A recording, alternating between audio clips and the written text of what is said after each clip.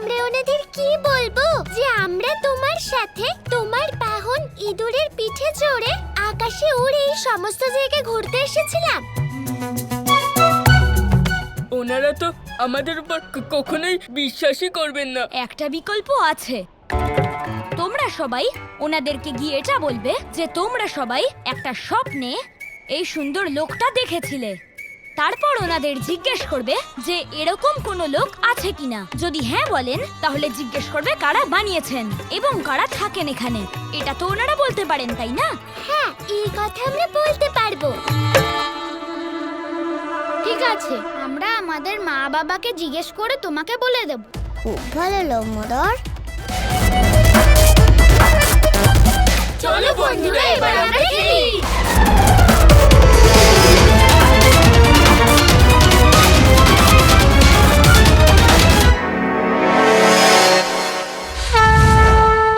প্রণাম মহাদেব। প্রণাম মাতা। মহাদেব, আপনি আমাদের ব্রহ্মলোকে ডাকলেন আর আপনি স্বয়ং এখানে? ইন্দ্রদেব, আমি কিন্তু আপনাদের আমন্ত্রণ জানাইনি। কিন্তু মহাদেব, স্বয়ং আপনার পুত্র শ্রী গণেশ আমাদের আমন্ত্রণ করেছেন। দেখলে গৌরী, তোমার পুত্র আর ভ্রাতা কি করেছেন? এ তো অন্যায় কাজ, তাই না? আপনি এটা সুনিশ্চিতভাবে বলতে পারেন? গৌরী, ওনারা আর কত সুনিশ্চিতভাবে বলবেন? ইন্দ্রদেব তো বললেন যে আবার এরকম নয় তো যে ওনারা আমাদের সাথে ছলনা করছেন আর নিজেরা কৈলাসে চলে গেছেন।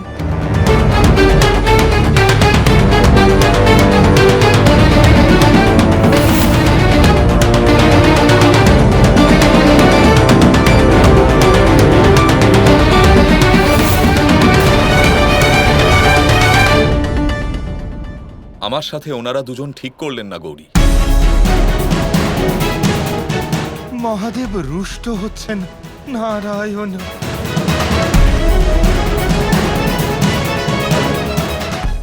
লম্বদর, আরাধ্য তো অত্যন্ত রেগে গেছেন।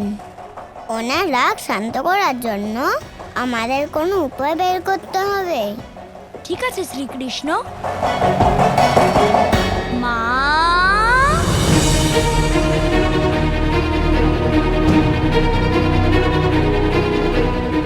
আমি আপনাকে কিছু বলতে চাই মাতা। বৃন্দাবনে যশোদা কাকি আমাদের বাঁচান, তাহলে এইখানে কি আপনি আমাদের বাঁচাবেন না? হ্যাঁ বোন, মহাদেব রেগে এলে আমারও ভয় লাগে। আমাদের বাঁচাও বোন। কিন্তু তোমরা দুজন এমন লীলা করলে কেন যাতে মহাদেব ক্রুদ্ধ হন? এবার আমি কি করে বাঁচাবো? সেই উপায় আমি তোমায় বলছি বোন। মহাদেবী তো বলেছিলেন উনি আমাদের দলকে ডেকেছেন। আমাদের দলের চিন্তা ওনার মন থেকে যাচ্ছেই না। তবে কি শুধু গোপালেরই দল আছে, মহাদেবের নেই? আমি আপনাদের সবার কাছে ক্ষমা চাইছি। আমার পুত্র গণেশ এবং গোপাল আপনাদের সবাইকে মিথ্যে কথা বলেছে। আমি আপনাদের আমন্ত্রণ জানাইনি। না না মহাদেব, কোথায় মিথ্যে বলল ওরা? আর আপনি তো এও বলেছিলেন যে যখনই ওরা আসবে আপনাকে যেন বলা হয়। আর শ্রী নারদ তো আপনাকে বলেছিলেন। এখন এখানে যে সমস্ত দেবতারা এসেছেন তারা তো আপনারই বন্ধু। যদি গোপাল আর গণেশ সবাইকে গিয়ে এই কথা বলে থাকে যে আপনি ওনাদের স্মরণ করছেন, তাহলে মিথ্যে কোথায় হলো সেটা?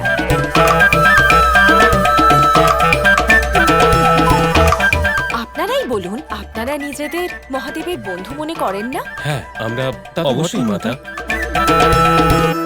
গৌরী, এরকম আচরণ ঠিক নয়। বন্ধু শব্দটি প্রয়োগ করে এভাবে আরাধ্য এবং গণেশ আমাকে ওনাদের লীলায় আবদ্ধ করেছে।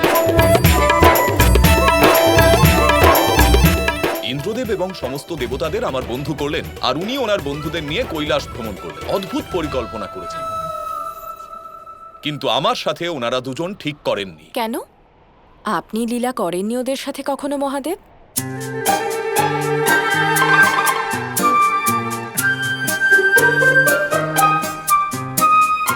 সহোদর, আমাদের খুব তাড়াতাড়ি এখান থেকে ফিরে যেতে হবে। আরাধ্য কিছুক্ষণে এখানে চলে আসবেন। আরে শোনো শোনো, এখন আমাদের যেতে হবে। তোমরা সবাই এই লোকের ব্যাপারে জেনে গেছো না? এখন সময় হয়ে গেছে, এবার আমাদের বাড়ি ফিরতে হবে, অর্থাৎ তোমাদের লোক। কারণ বৃন্দাবনে কিছুক্ষণের মধ্যেই সকাল হয়ে যাবে, সবার ঘুম থেকে উঠে পড়ার সময় হয়ে যাবে। হ্যাঁ, চলো যাই।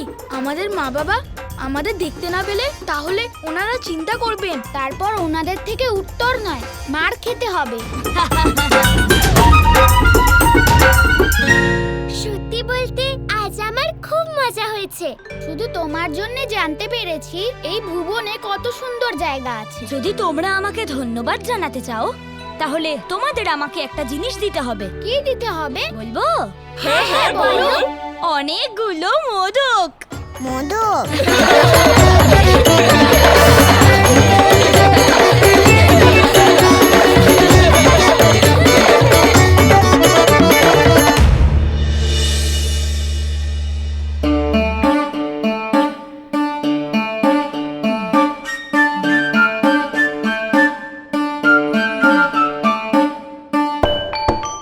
আজ তো সত্যি খুবই মজা হলো। আমাদের দল ত্রিলোক দেখে খুব আনন্দ পেয়েছে।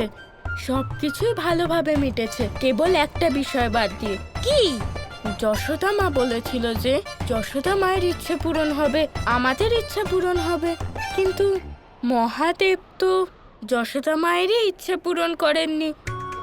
দাদা, আপনি ভুল বুঝছেন। আরাধ্য আমাদের চালাকির জন্য এসব করেননি। আজ রাতে যা হলো তা যশোদা মায়ের ইচ্ছে অনুসারে হলো। মহাদেব যে খেলা খেললেন তা যশোদা মায়ের ইচ্ছে পূরণ করার জন্যই খেললেন।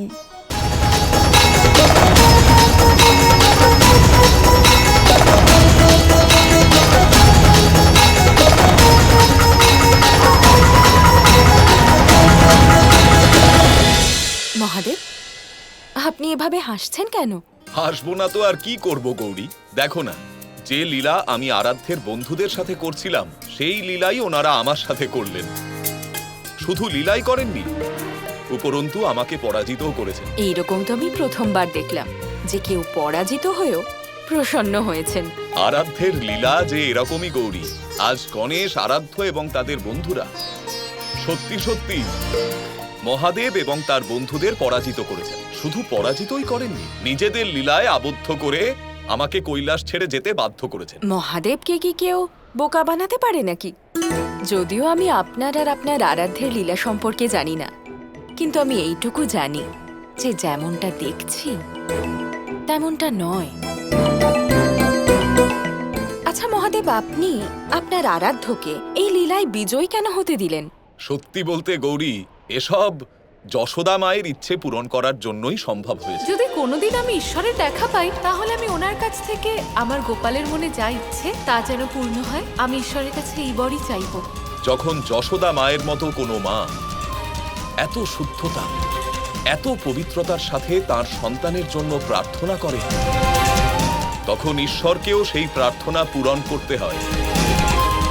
তাই আমি ভাবলাম যে যদি আমি যশোদা মায়ের এই ইচ্ছে পূরণ করি তাহলে আমার আরাধ্য প্রসন্ন হবেন, আর যদি গণেশের ইচ্ছে পূরণ করি তাহলে গণেশের মাতাও প্রসন্ন হবেন।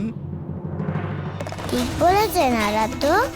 প্রশ্ন যখন মায়ের ভালোবাসার আর স্নেহের হয়, তখন দেবাদিদেব মহাদেবকেও তার মাথা নত করতে হয়।